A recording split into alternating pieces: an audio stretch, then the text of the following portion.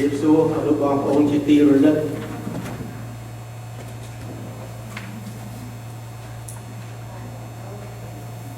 รีบสู้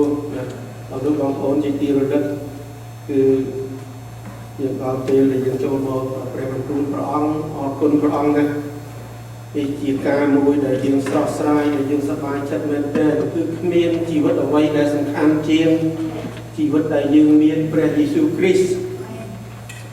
คือเอาลูกโยนหายกาได้ยังมองพระบิดามันเป็นมองกรอนตายยังกรอนตาย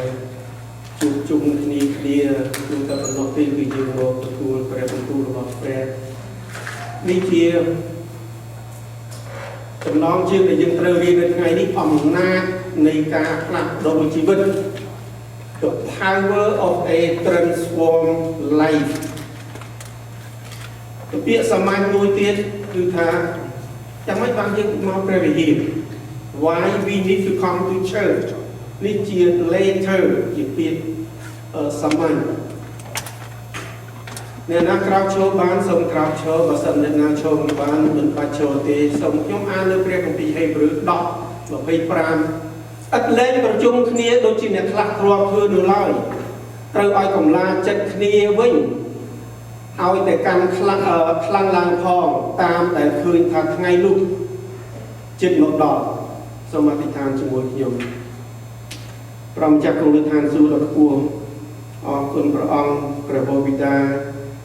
จีเปรียติกอจีเปรียแต่ปิญจะได้สิกได้สลัง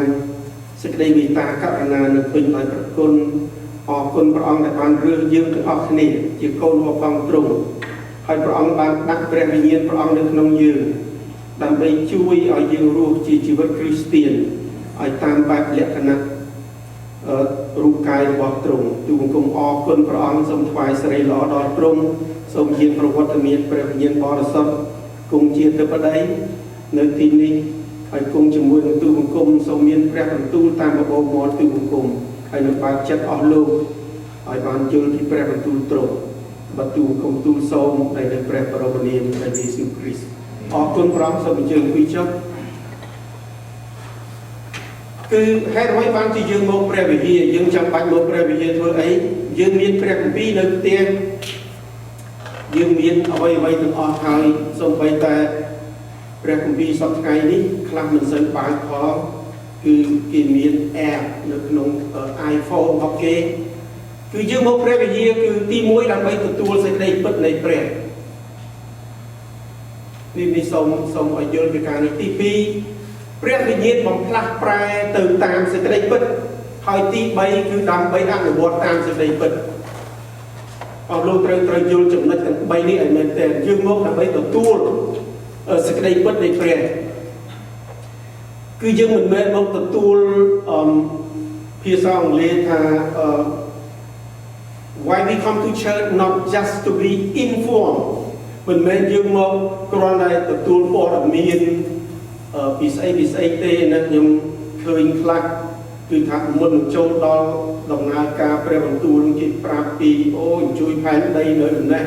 ช่วยภายในเนื้อกับนกประเทศนี้ไว้จมูกประเทศนู้นคือการนั้นคือนี่เองคือยืมมองเปรย์วิญญาณเราไปยืมตัวสิ่งใดเปิดในเปรย์เขามีแต่เปรย์วิญญาณบริสุทธิ์ได้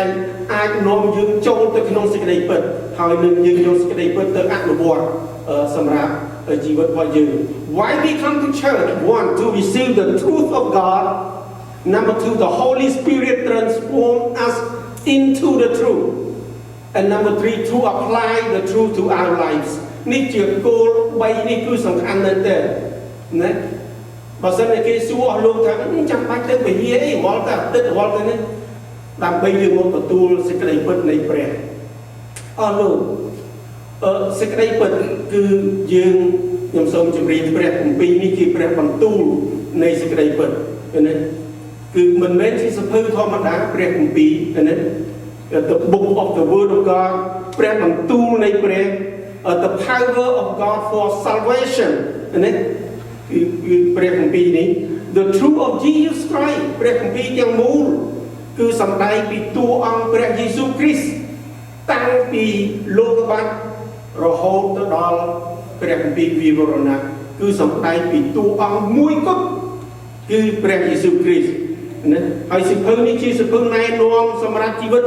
The instruction book for life ណា The book law of God ណាជាព្រះបន្ទូលសន្យាពីការផ្ដល់របស់ព្រះ God provision to human គឺថាសេចក្តីពិតរបស់ព្រះធំណាស់គឺសៀវភៅនៃព្រះវិញ្ញាណបរិសុទ្ធសៀវភៅនេះព្រះវិញ្ញាណបរិសុទ្ធបណ្ដាលឲ្យតែងអស់លោកមិនមែនជាសៀវភៅធម្មតាអស់លោកដែលមានព្រះគម្ពីរនេះនៅផ្ទះនេះគឺថាកុំទុកព្រះគម្ពីរនេះនៅស្ងៀមពេកបាទកុំទុកនៅស្ងៀមពេកអស់លោកត្រូវអានត្រូវរៀនត្រូវពិចារណាយើងនឹងមើលបន្តទៅទៀតណាអ្នកមកព្រះវិហារដើម្បីចូលរួមជាមួយបទគម្ពីរនិងដើម្បីទទួលសេចក្តីពិតរបស់ព្រះវិញ្ញាណបរិសុទ្ធលាតត្រដាងសេចក្តីពិតណានេះចូលគឺថាបើយើងគ្មានព្រះវិញ្ញាណបរិសុទ្ធសិភៅនេះព្រះវិញ្ញាណបរិសុទ្ធបណ្ដាលឲ្យតែងបើយើងគ្មានព្រះវិញ្ញាណបរិសុទ្ធនេះយើងបើកគម្ពីរនេះយើងមើលអត់យល់ទេយើងមើលអត់យល់ទេអស់លោកដែលយើងចង់យល់បានតើតែយើងសុំព្រះវិញ្ញាណបរិសុទ្ធបើកសម្ដែងឲ្យយើងយល់ណាគឺព្រះវិញ្ញាណបរិសុទ្ធលាតត្រដាងសេចក្តីពិតនៃព្រះហើយបន្ទន់ចិត្តយើងដែលអាចបំផ្លែងដូចជាតួអង្គនៃព្រះគ្រីស្ទ Only the Holy Spirit that can transform all of you from inside out. The life of Christ, the life of Christian life is the life that God transforms from inside out. ពីព្រោះអំពើបាបនោះវាកប់នៅក្នុងជ្រៅនៅអស់លោកអំពើសេចក្តីបាបមិនមែនជាជំងឺសើស្បែកណា It's not like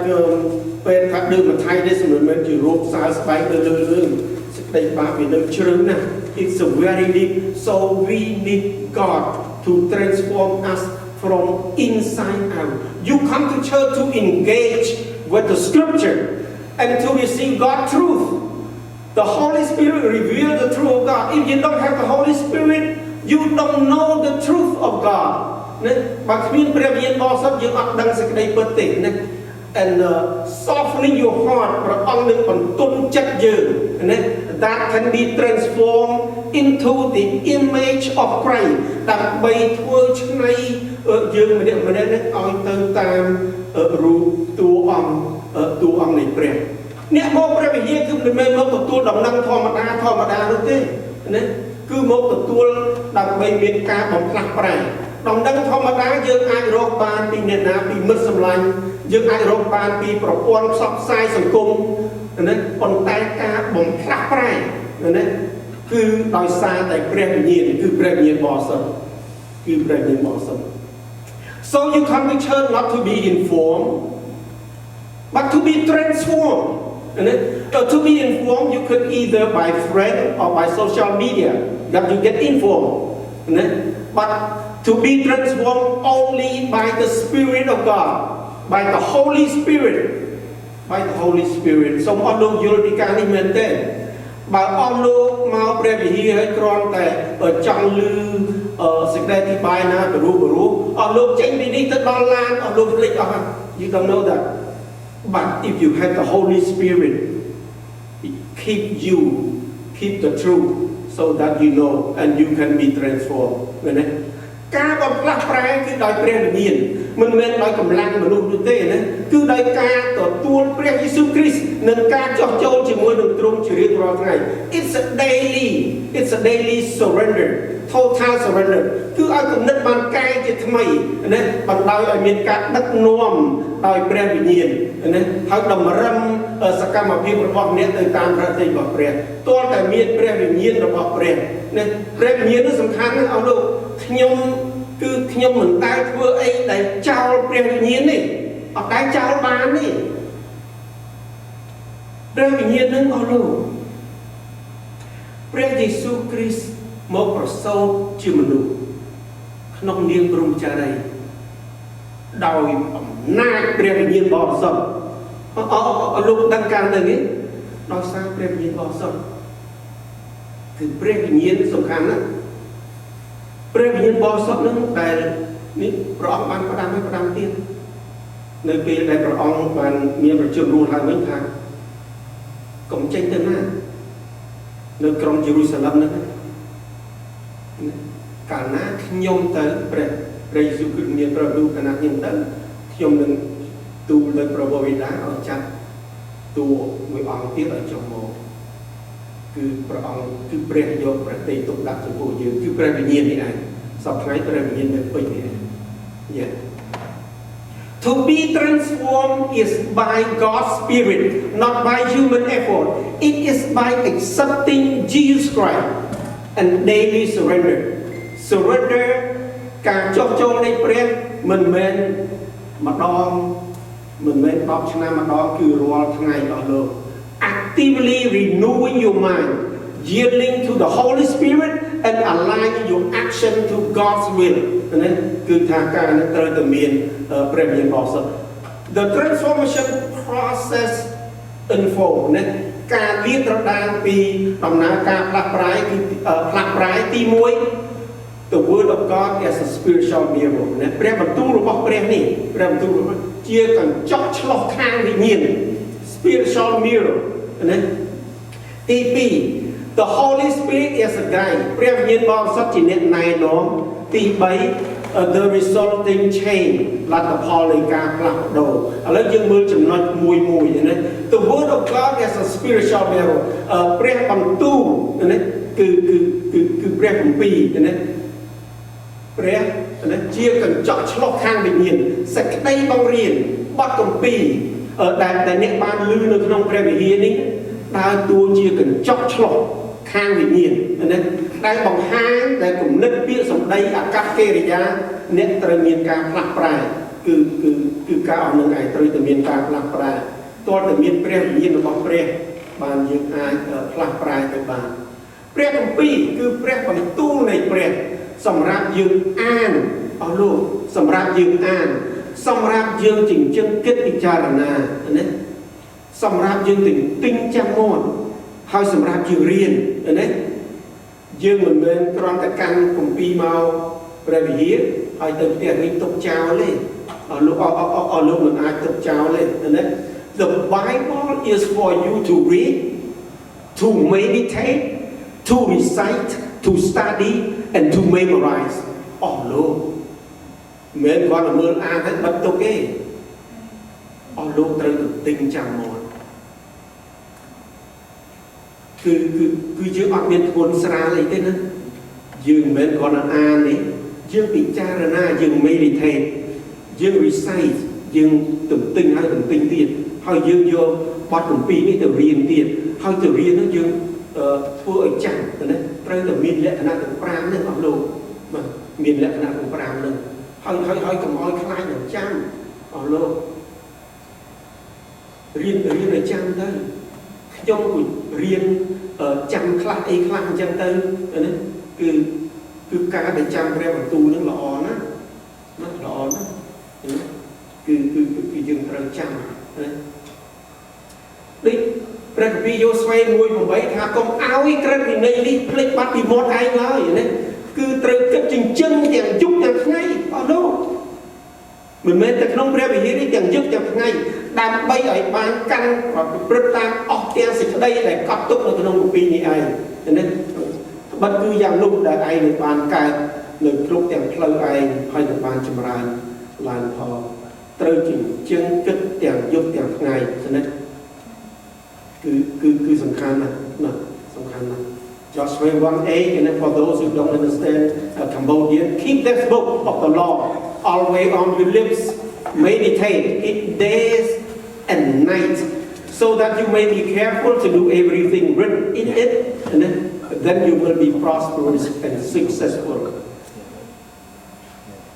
បើយើងមកព្រះវិហារ 4-10 ឆ្នាំយើងអត់ចាំព្រះគម្ពីរយើងអត់ស្គាល់ស្អីយើងអត់ដែលបានមើលយើងអត់ដែលទិញយើងអត់ដែលរៀនព្រះបន្ទូលត្រង់ That's not a Christian ណាទីម៉ូថេទី2:3-16គ្រប់ទាំងបទគម្ពីរគឺជាព្រះទ្រង់បានបញ្ចេញព្រះវិញ្ញាណបណ្ដាលឲ្យតែងទេណាបណ្ដាលឲ្យតែង 2 Timothy 3:16 all scripture is God breathed it is useful for teaching rebuking correcting and training in righteousness គ្រប់ទាំងបទគម្ពីរជាព្រះបន្ទូលរបស់ព្រះហ ហើយជាព្រះទៅទៀតណាព្រះទៅពីយូហាន1:14អីនោះគឺថានៅកាលដែលលោកមានព្រះបន្ទូលបានគង់នៅជាមួយនឹងព្រះបន្ទូលនោះឯងជាព្រះទ្រង់គង់នៅជាមួយនឹងព្រះតាំងពីដើមមកគ្រប់របស់បានកើតដោយសារទ្រង់បណ្ដារបស់នៃការបន្ទាបប្រមាណគ្នារបស់ការកើតក្រោយពីទ្រង់នៅក្នុងទ្រង់មានជីវិតហើយជីវិតនោះជាពន្លឺនៃលោកពន្លឺបានលឺចូលក្នុងសេចក្ដីពន្លឺដល់អស់លោកត្រូវតែចាំព្រះបន្ទូលរបស់ទ្រង់ណាអស់លោកកុំទុកព្រះគម្ពីរនៅស្ងៀមពេកកិច្ចការ17:11រីឯពួកនៅស្រុកនោះមានចិត្តល្អជាងនៅថេសាឡូនីកគេប្រុងប្រៀបសពគ្រប់នឹងទទួលព្រះបន្ទូលក៏ពិចារណាមើលគម្ពីរទាំងយប់ទាំងថ្ងៃអស់លោកនេះទាំងយប់ថ្ងៃឲ្យបានដឹងថាសេចក្តីទាំងនោះត្រូវឬមិនត្រូវព្រះគម្ពីរឲ្យលោកត្រូវតែបើកត្រូវតែអានត្រូវតែបន្ទិញត្រូវតែគិតត្រូវពិចារណាហើយត្រូវឲ្យចាំពេលនេះលក្ខណៈទាំង5នេះឲ្យលោកត្រូវធ្វើការនោះActs 7:11ណាខ្ញុំរំលងខ្លះហើយខ្ញុំមើលមកណាយ៉ាកុប1 23-24ត្បិតបើអ្នកណាស្ដាប់ព្រះបន្ទូលហើយតែមិនប្រព្រឹត្តតាមនេះលក្ខណៈមួយទៀតកាលណាយើងដឹងពីព្រះបន្ទូលទ្រង់យើងត្រូវយល់ព្រះបន្ទូលទ្រង់ពិចារណាហើយយើងត្រូវប្រព្រឹត្តតាមណាអ្នកនោះប្រៀបដូចជាមនុស្សដែលឆ្លោះក្នុងមុខក្នុងកញ្ចក់អ្នកនោះគ្រាន់តែមើលខ្លួនរួចចេញបាត់ទៅក៏ភ្លេចអ្វីដែលខ្លួនមានត្រូវពិនិត្យយកព្រះបន្ទូលមកកុំឲ្យព្រះបន្ទូលនឹងទៅជាការមួយដែលធ្វើឲ្យចំពុកចិត្តណាអត់មែនទេកុំថាអូលោកគ្រូនៅរឿងយកនិយាយមុតមិនមែនទេព្រះបន្ទូលទេដែលមុតនោះតែខ្ញុំបង្រៀនខ្ញុំយកព្រះបន្ទូលមកបង្រៀនហើយព្រះបន្ទូលទេដែលមុតនោះមិនមែនខ្ញុំទេខ្ញុំមុតទេណាមុតអញ្ចឹងខ្ញុំគេចិត្តពុតខ្ញុំនឹងរត់បោះហើយអត់មានមុតទេបាទអត់មានមុតទេបាទ James 1:23-24 anyone who listen to the word but does not do what it says it like someone who look at his face in a mirror and after looking at himself goes away immediately forget what he looks like គឺថាត្រូវមើលហើយតែយើងខ្វះចន្លោះត្រង់ណាយើងរៀបចំការនោះទី2 The Spirit is a guide ព្រះវិញ្ញាណជាអ្នកណែនាំព្រះវិញ្ញាណបរិសុទ្ធជាព្រះវិញ្ញាណនៃសេចក្តីពិតណាទ្រង់យកអ្វីដែលទ្រង់បានឮណាមកអនុវត្តផ្ទាល់ណាក្នុងជីវិតរបស់អ្នកដោយប្រទាននៅប្រាជ្ញាការចេះដឹងហើយនឹងដើម្បីគោរពប្រតិបត្តិតាមអស់លោកតើព្រះអង្គឮពីណាព្រះអង្គយាងមកពីឋានសួគ៌អ្វីដែលទ្រង់បានឮនៅឋានសួគ៌បានឃើញនៅនោះព្រះអង្គយកមកឲ្យយើងហើយយើងអស្ចារ្យណាស់ហើយយើងអត់ដែលដឹងអ្វីនៅឋានសួគ៌យើងសួរដល់ទ្រង់ណាយើងសួរដល់ទ្រង់ព្រះអង្គប្រាប់យើងណាយូហាន 16:13 កាលណាព្រះអង្គនោះគឺជាព្រះវិញ្ញាណនៃសេចក្តីពិតបានមកដល់នោះទ្រង់នាំអ្នករាល់គ្នាចូលទៅក្នុងសេចក្តីពិតអស់លោកមិនមែនថាយើងមកព្រះវិហារយើងស្គាល់សេចក្តីពិតទេមនុស្សមកព្រះវិហារនៅក្នុងលោកីនេះច្រើនរាប់លានរាប់សឹងថាពាន់លានតិចណាស់ដែលចូលស្គាល់សេចក្តីពិត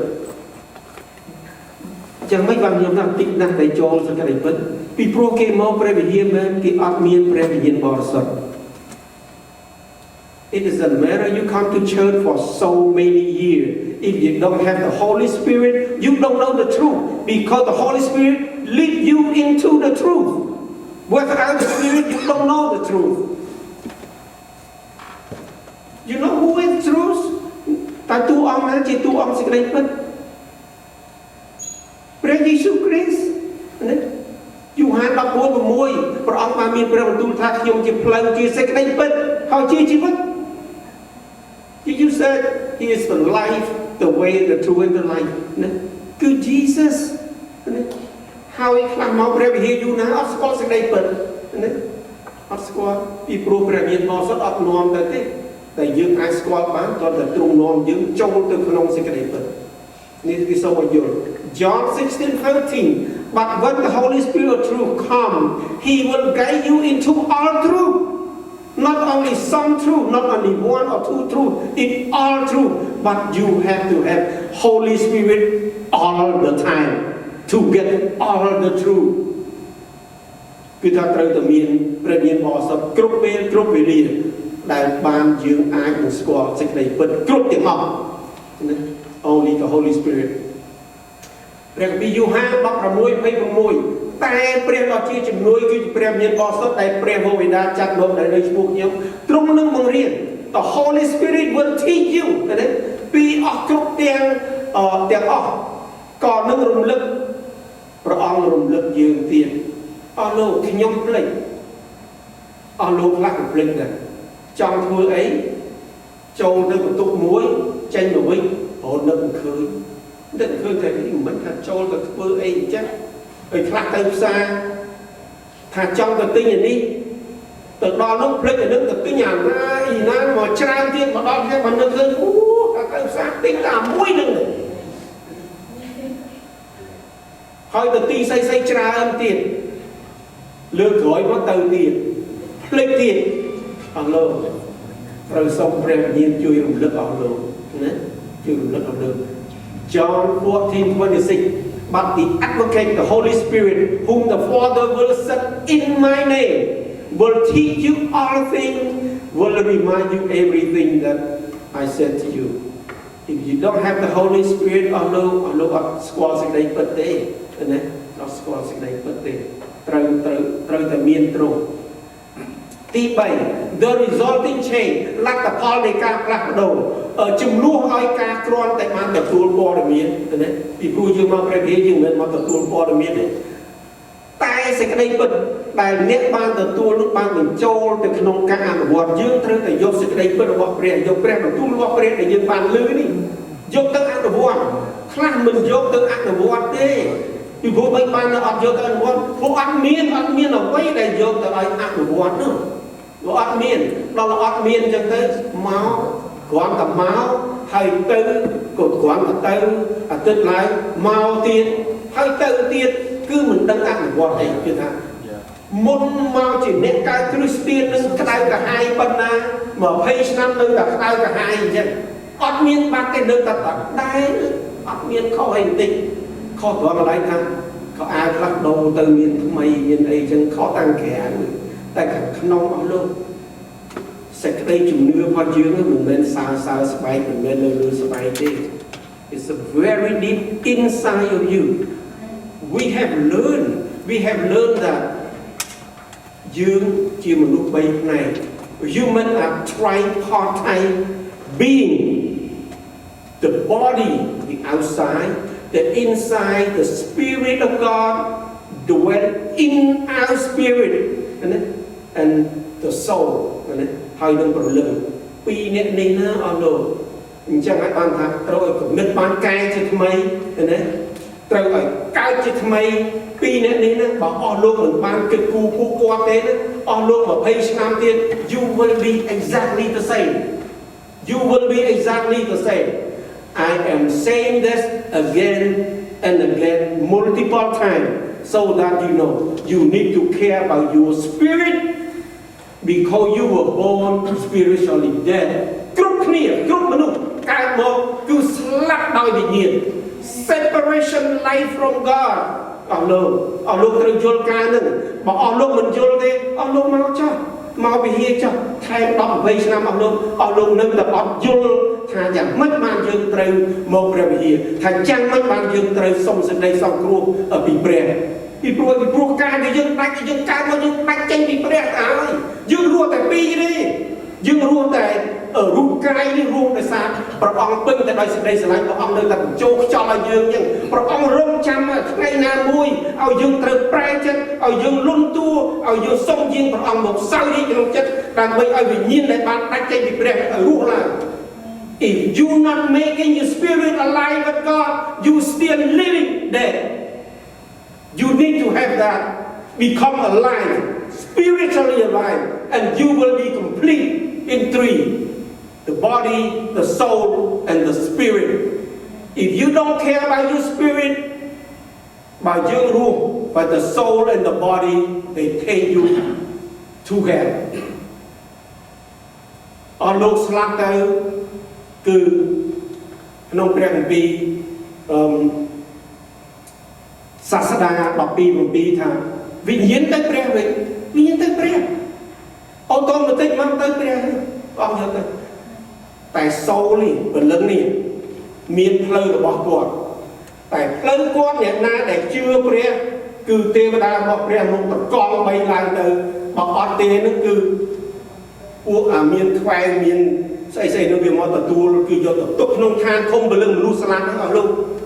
ហើយអស់លោកកុំឲ្យប្រកែកថាអូលោកគ្រូមិនដែលប្រាប់រឿងនឹងសោះអស់លោកអត់ប្រកែកបានទេពីព្រោះព្រះអង្គគង់នៅទីនេះព្រះអង្គបានលឺដោយអស់លោកលឺដែរអស់លោកត្រូវទៅយល់ការនេះ You come to God with humility យើងត្រូវមកឯព្រះដោយលុតជង្គង់ដោយសុំយាងព្រះអង្គមកសោយរាជក្នុងចិត្តយើងនេះតែចិត្តយើងបានដាច់ចេញពីព្រះនេះឲ្យតភ្ជាប់ឡើងវិញអញ្ចឹងហើយបានជាព្រះយេស៊ូវគ្រីស្ទទ្រង់ជាស្ពានមេត្រីដើម្បីផ្សារជាប់មនុស្សនឹងព្រះតែមិនបានចាំបាច់ផ្សារជាប់គឺដោយសារការនឹងឯងដោយសារការនឹងឯងដែលត្រូវផ្សារជាប់ឡើងវិញអស់លោកមនុស្សអត់អាចផ្សារអស់លោកបានទេអស់លោករៀបការប្តីប្រពន្ធក្នុងព្រះគម្ពីរថាយើងមានខំសាច់មួយ one flesh but that's not the end of it God call every one of you to become one in spirit ព្រះអង្គហៅអស់លោកទាំងអស់គ្នាមកឯត្រង់នេះឲ្យយើងជាវិញ្ញាណតែមួយ not just one in flesh but one in spirit ណាអញ្ចឹងបានជំរាបចិត្តតែច្រៀងថាយើងជាគ្រួសារតែមួយដោយវិញ្ញាណត្រូវតែគិតវិញ្ញាណនេះឲ្យរស់ឡើងអស់លោកឲ្យរស់ឡើងនេះសូមជម្រាបទៀតអស់លោកអស់លោកស្រស់ស្រាយអស់លោកកភើនេះណាខ្ញុំក៏សប្បាយដែរខ្ញុំសប្បាយដែរអស់លោកឃើញគេទិញនំមកយើងសប្បាយរីករាយលោកនិយាយយើងសួរមើលថាវិញ្ញាណអញរស់ហើយណា You ask yourself is my spirit still dead or alive យើងត្រូវសួរសិនមុននឹងសោកញញឹមមុននឹងសប្បាយរីករាយមុននឹងលោកជេរត្រូវសួរថាវិញ្ញាណអញបានជុំព្រះហើយ Is my spirit alive or dead If you still dead កុំសើសោកពេកអត់លោកកុំសើសោកពេកបាទគិតសូមឲ្យជាប់ជាមួយនឹងព្រះសិនដើម្បីឲ្យយើងជាមនុស្សពេញលក្ខណៈ To be complete it has to be all three completed otherwise you are walking but dead spiritually you get it yeah there's a lot of walking dead people in the mall in the movie everywhere a lot of walking dead they know how to walk but they're dead I mean ការផ្លាស់ប្ដូរពីក្នុងអត់ the change the transformation is from inside ណាផ្ដល់ឲ្យមានដំណរមានសេចក្តីសុខសាន្តក្លាហាននិងសេចក្តីជំនឿ is from inside the joy is from in you the healing is from in you ណា because មានជំងឺសើស្បែកយើងលាបក្រែមយើងលាបអីទៅយើងលាបបាត់បានអត់មានលៀងអញ្ចឹងបានទេ It has to be the healing from the Holy Spirit from inside out If you forget about that you're not gonna heal Yeah Instead of just gaining information the truth you receive is assimilated into your daily practice យើងត្រូវយកព្រះបន្ទូលទ្រង់នេះដើម្បីអនុវត្តក្នុងជីវិតរបស់យើង resulting in profound inner change the change from inside giving you more joy peace and boldness in your faith what joy is joy or no it's not from outside joy from inside the peace is not outside no from inside and then you don't have the boldness in faith unless you have the Holy Spirit dwell in your spirit. God talk to you. God talk to your spirit. The spirit is meant to be in commune with God. ព្រះអង្គដែលមានព្រះបន្ទូលអត់មកទៅជាតិយើងនេះទេព្រះអង្គមានព្រះបន្ទូលទៅវិញ្ញាណរបស់យើងនេះបើវិញ្ញាណយើងនេះនៅតែស្លាប់ទេនៅតែដាច់ទេយើងអត់ឮព្រះបន្ទូលទ្រង់នេះអត់លោកយើងអត់ឮទេ You don't hear the word of God if your spirit is still dead យ៉ាកុប1:22ចូលអ្នករាល់គ្នាប្រព្រឹត្តតាមព្រះបន្ទូលព្រះបន្ទូលនេះហើយគឺថានេះទៅប្រព្រឹត្តតាមទៅខ្លះឮព្រះបន្ទូលនេះហើយមកខាងគ្រូទាំងលោកគ្រូនិយាយក៏ខ្លាំងម្ល៉េះព្រះបន្ទូលតែខ្លាំងខ្ញុំមិនដឹងតែខ្លាំងបើខ្ញុំខំស្រែកយ៉ាងម៉េចគូអត់មុតអស់លោដែរព្រះបន្ទូលនេះទៅកុំគ្រាន់តែស្ដាប់ប៉ុណ្ណោះហើយនឹងឆោតខ្លួន you deceive yourself by just coming to the to church and you don't do what the word of God James 1:22 do not merely listen to the word so you deceive yourself do what it says do what it says យ៉ាកុប2:26ពីព្រោះសេចក្តីជំនឿបើគ្មានការប្រព្រឹត្តតាមនោះថាស្លាប់ស្ដេចណាហើយប្រៀបដូចជារូបកាយបើគ្មានពលឹងវិញ្ញាណទេនោះក៏ស្លាប់ហើយដែរអស់លោកចាំមើលអង់គ្លេសថាម៉េចណា James 2:26 as the body without the spirit is dead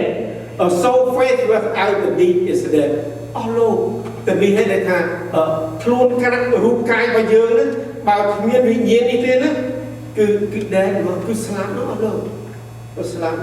កុំថាយើងមានអាវថ្មីកុំថាយើងបើកឡានថ្មីកុំថាយើងមានផ្ទះធំ if you don't have the spirit of God you are the dead walking